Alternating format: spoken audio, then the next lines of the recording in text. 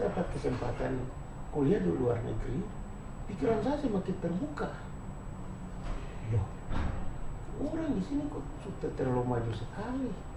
Itu yang kita cari surga-surga di dalam alam khayalan kita tentang hidup yang indah ada di benua lain, tempat ada. Pendidikan adalah kuncinya. Nah, jadi saya selesai 2003, saya kembali, kita mulai diskusi di keluarga. Tidak bisa. Kita harus ambil bagian. Jadi waktu saya pulang, waktu itu mulai perubahan. Jadi ya waktu saya di sini juga mungkin karena aturan akhirnya saya agak susah untuk masuk di Pemda. Tapi kontribusi saya itu bahwa kami di Uncen itu kan biasa nampung pegawai yang mengajar studi di Uncen, tidak di Uncen. Mereka yang sarjana muda kan biasanya lagi pasti di Uncen. Saya banyak membantu. Nah dari 2005 itu kita mulai dirikan Yayasan Lentera Kasih, Yayasan Keluarga ini. Gitu. Memang dari awal kita sudah komit untuk membantu sesama. Dan itu makanya di yayasan ini kan kita punya visi misi itu kan memberdayakan mereka yang kaum tidak berdaya untuk ya, duduk rendah sama tinggi dan gitu. Kenapa dirikan itu? Itu maksudnya supaya ketimpangan pembangunan di mana anak-anak Papua itu tidak bisa dapat tempat ini kita buka. Gitu.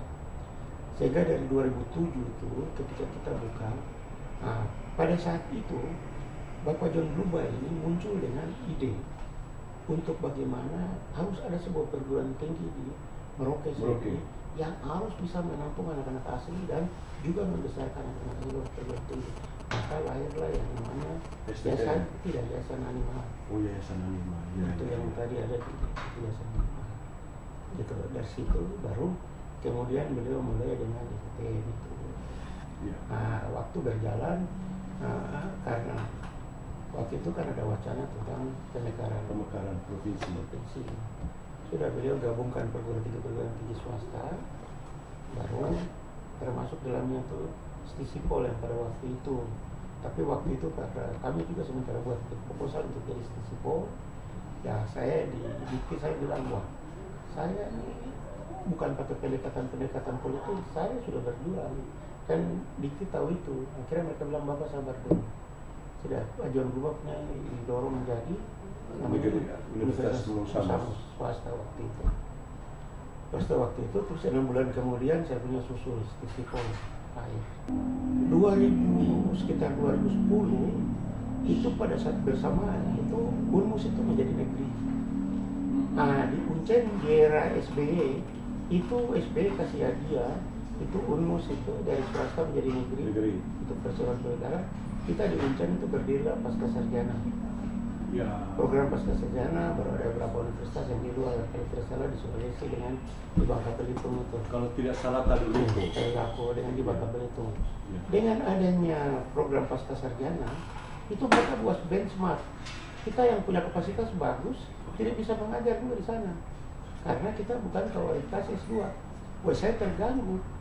Wah, kalau seperti gini-gini kita tidak bisa maju-maju ini.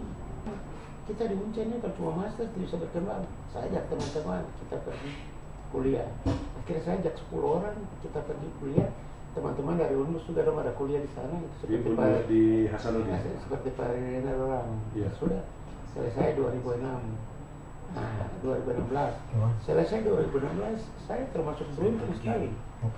Saya begitu selesai 2016, 2017 itu langsung saya hanya datang 2 bulan, saya langsung dikasih tanggung jawab itu panitia seleksi MRP 2018, 2023 kalau tidak salah 2018. Saya jadi koordinator wilayah Anim.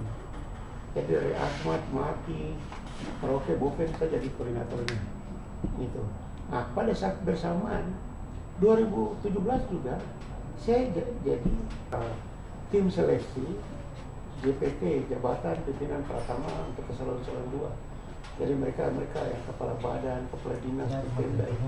Saya mulai melaksanakan tugas itu 2017 itu dengan Kabupaten Nabire. Kemudian lanjut dengan Kabupaten Bovendigul itu berlanjut 2018, 2019. kemudian saya dengan Kabupaten Jayapura, kemudian dengan Sarmi. Nah, 2018 itu persis kejadian asmat itu, asmat yang wabah itu. Wabah. Ya. Nah, Ibu Menteri pada waktu itu, Ibu Kofiona Indise, Iya, bisa ya. kami dulu sama-sama kuliah di Australia. Jadi pada suatu pertemuan di Jayapura, Ibu tuh datang dengan rombongan, dia lihat saya, dan dia bilang saya, "Yuk ke tempat di selatan, jadi yuk buat penelitian di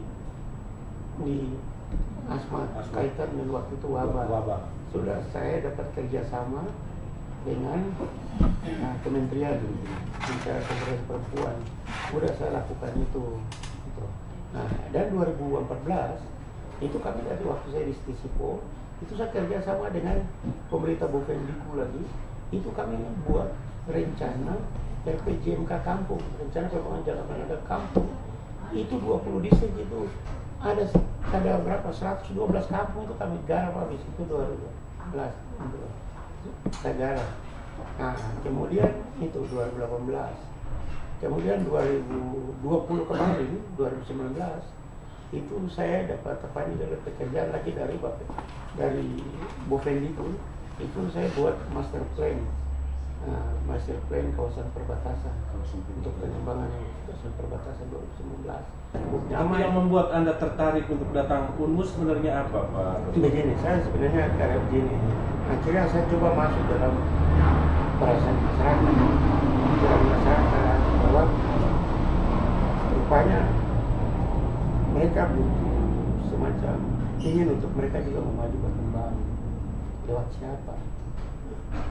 Lewat mana? Mereka tahu ada Unmus, tapi Unmus itu mereka merasa bahwa itu bukan rumah mereka pendidikan. Kaitan dengan pemilihan rektor ini, Unmus, ya saya sebenarnya ya karena tahu bahwa kami juga punya rumah di sana, teman-teman di Unmus juga punya rumah.